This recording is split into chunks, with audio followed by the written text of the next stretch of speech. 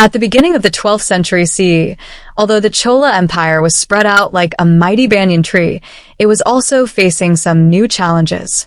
It was a period when the king's attention was divided between temple construction and continuous wars with the Western Chalukyas in the north. In such circumstances, a warrior ascended the throne to revitalize the Chola Empire and restore its traditional glory, Vikrama Chola, the second king of the Chalukya Chola dynasty, who ruled from 1118 CE to 1135 CE. He was no ordinary prince. He possessed the valor of his grandfather, the Emperor Rajendra Chola I, and the administrative prowess of his father, Chidambaram Chola I, combined. Vikrama's early life did not directly lead him to the throne. His father, Chidambaram I, the first king of the Chalukya Chola dynasty, was deeply involved in the renovation of the Golden Temple of Chidambaram during the final years of his reign. At the same time, some political unrest arose in Vengi Mandala, the eastern Chalukya country, which served as the northern protective barrier of the Cholas.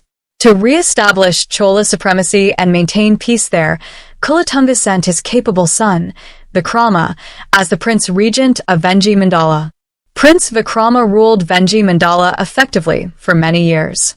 He suppressed the prevailing rebellions and ensured Chola control.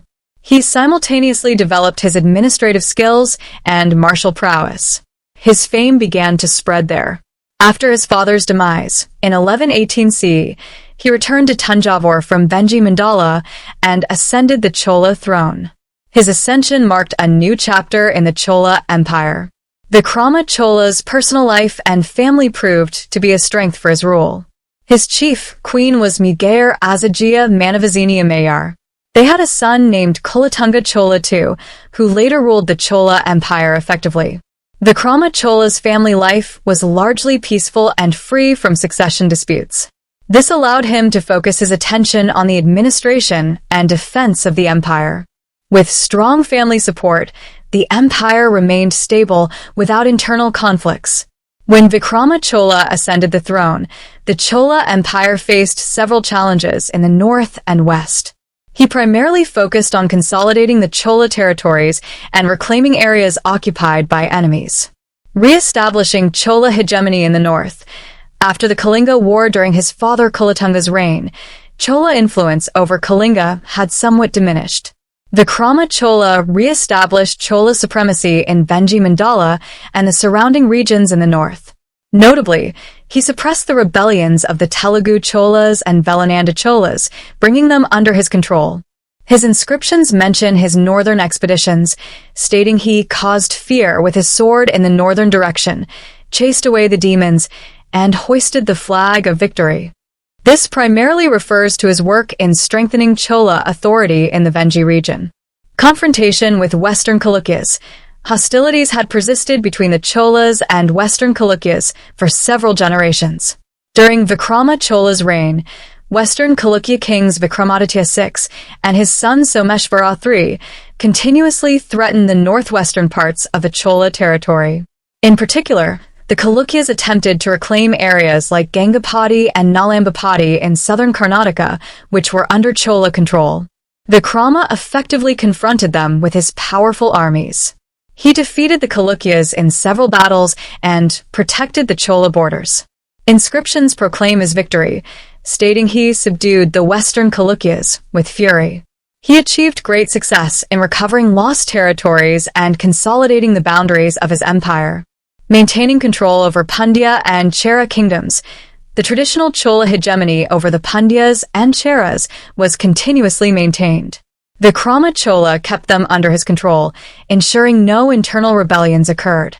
His military victories further strengthened the Chola territories, which greatly helped in stabilizing his rule.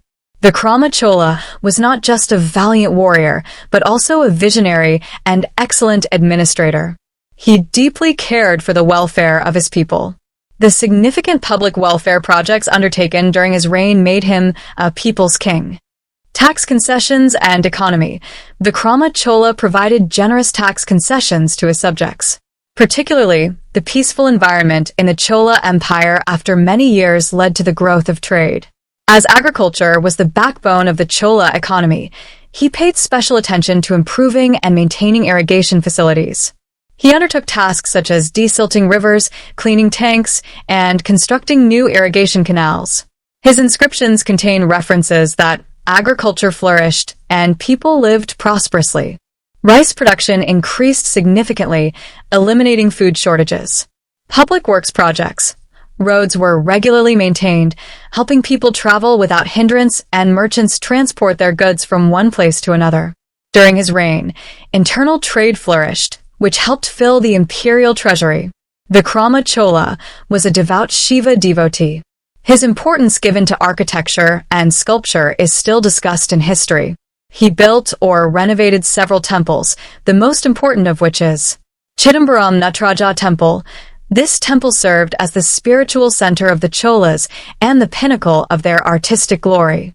Following the renovation works of his ancestors, such as Pandyas Chola I, who first covered the Nataraja Temple with a golden roof, and Chulthanga I, Vikrama Chola renovated the temple's gopurams, towers, compound walls, and mandapas, halls.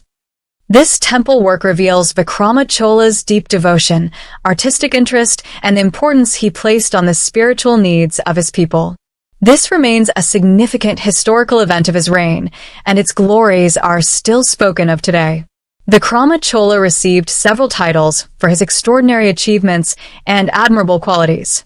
Each title reflected an aspect of his personality.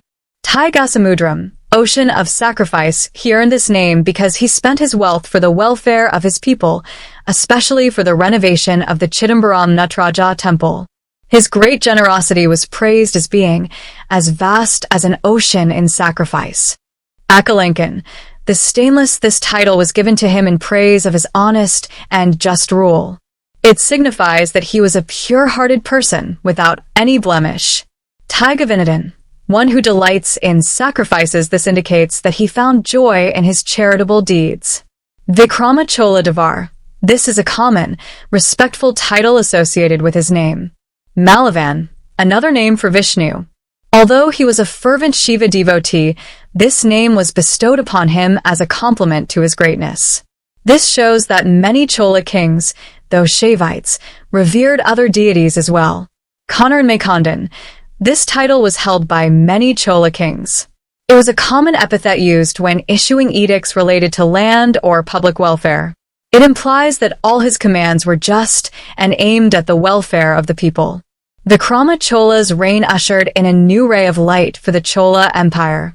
He upheld the glory of his ancestors, re-established Chola authority in lost territories, and ensured the stability of the empire.